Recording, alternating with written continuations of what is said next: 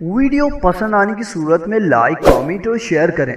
हमारे चैनल को सब्सक्राइब करें और बेल नोटिफिकेशन को ऑन कर दें ताकि नए आने वाली वीडियोस आपको बआसानी मिल सकें। Novel सिराते Mustakim, written by Unaiza Ghazali, narrated by Maryam Asad. Episode 11। उसकी बात पर पापा हंस दिए। अरे नहीं बेटा, दरअसल आप सो रही थी और आपकी तबीयत भी ठीक नहीं थी, इसलिए डिस्टर्ब करना अच्छा नहीं लगा। हमारी शहजादी के बगैर तो टेबल भी सूनी होती है। पापा की बात पर वो पूरे दिल से मुस्कुरा दी। मामा अब उसके लिए सैंडविच बना रही थी।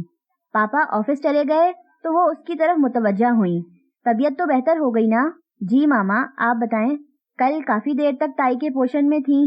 खैरियत? वो साथ साथ सैंडविच खा रही थी। हाँ, खैरियत ही थी। तुम जवाब कब दोगी? अब तो एग्जाम्स भी खत्म हो गए हैं, हमें कितना इंतजार करवाओगी? एक तो सब घूम फिर कर इसी बात पर आ जाते थे, सो उसने भी आज खुलकर बात करने का फैसला किया।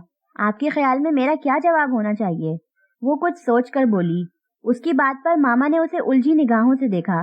क्या मतलब? अगर मेरा जवाब ना हो तो? वो बहुत हमवार लहजे में उनसे सवाल कर रही थी। मामा के चेहरे का रंग जरा सा बदला। ना क्यों?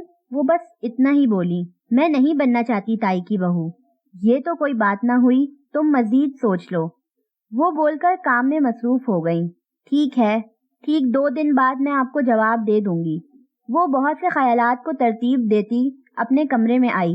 अब उसे वही करना था जो वो सोच रही थी। वो तैयार हुई और मामा की डायरी में से खाला का नंबर निकाला।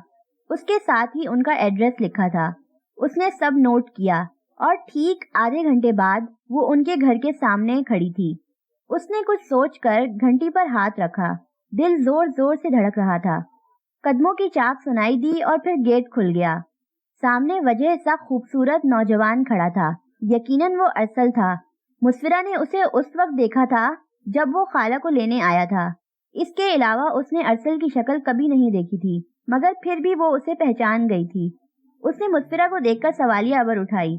वो परेशान सी, दिल की तेज होती धड़कन के साथ दरवाजे के उस पार खड़ी थी। मुझे सारा इफ्तिखार से मिलना है। वो खुद को नॉर्मल रखने की कोशिश करते हुए बोली। वो अभी नहीं मिल सकती, उस नौजवान ने जवाब दिया। क्यों? उसने सवाल किया। क्योंकि वो घर पर नहीं है। उसने नफी में गर्दन हिलाई। ओके, कब तक आएंगी वो? फिक्रमंदी से बोली। आप अभी जाएं, मैं उन्हें मिलवा दूंगा आपसे। वो बेनियाजी से बोला। आप कैसे मिलवाएंगे? वो हैरानी से बोली। ये आपका मसला नहीं है। वो शाने उचकाकर बोला। ठीक है, मैं भी देखती हूँ कि आप मुझे कैसे मिलवाते हैं। मुझे 2 दिन के अंदर अंदर उनसे लाजमी मिलना है। वो उसे चैलेंज करने के से अंदाज से बोलकर मुड़ गई। उसकी बात पर वो पता नहीं क्यों हंस दिया। मुस्फिरा को उसका हंसना अजीब लगा। वो सारे रास्ते यही सोचती रही कि आखिर वो कैसे उसे मिलवाएगा। उसके पास तो उसका नंबर भी नहीं था और पता नहीं वो उसे ठीक से पहचान भी पाया था या नहीं। तो फिर वो कैसे मिलवाएगा उसे? उसे समझ नहीं आ रहा था। शायद उसने मुस्फिरा को टालने के लिए ऐसा कहा होगा। चलो देखा जाएगा। इतनी आसानी से तो वो भी इनकी जान नहीं छोड़ेगी जब तक ये ना जान ले कि उन्होंने इस जबानी कलामी रिश्ते का पास कहाँ तक रखा है। बस एक ही तो रास्ता था ताई के घर से जान छुड़वाने का, और वो इस रास्ते को बंद नहीं करना चाहती थी।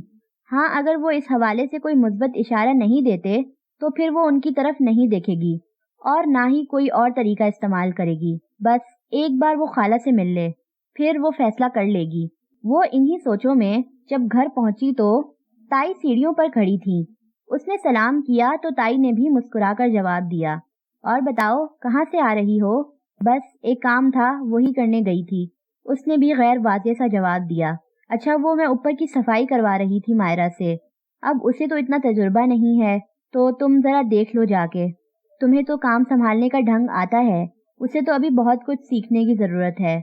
मायरा को कहाँ आता है ये सब कुछ? तुम्हें सलीका है, देख लो जाके। वो बहुत शीरीनी से कह रही थी। उनकी जबान में ये शीरीनी बस काम के वक्त ही पैदा होती थी। ठीक है, मैं जाती हूँ अभी। वो ऊपर पहुंची तो मायरा मोबाइल में लगी थी। उसे देखकर हड़बड़ा गई। आओ मुस्फिरा, मैं तुम्हारा ही इंतजार कर रही थी। मैंने सोचा तुम आओगी तो ही शुरू करेंगे सफाई। मम्मा को भी पता नहीं क्या हुआ है, तफसील से सफाई करवा रही हैं। वो बेजारी से कहने लगी,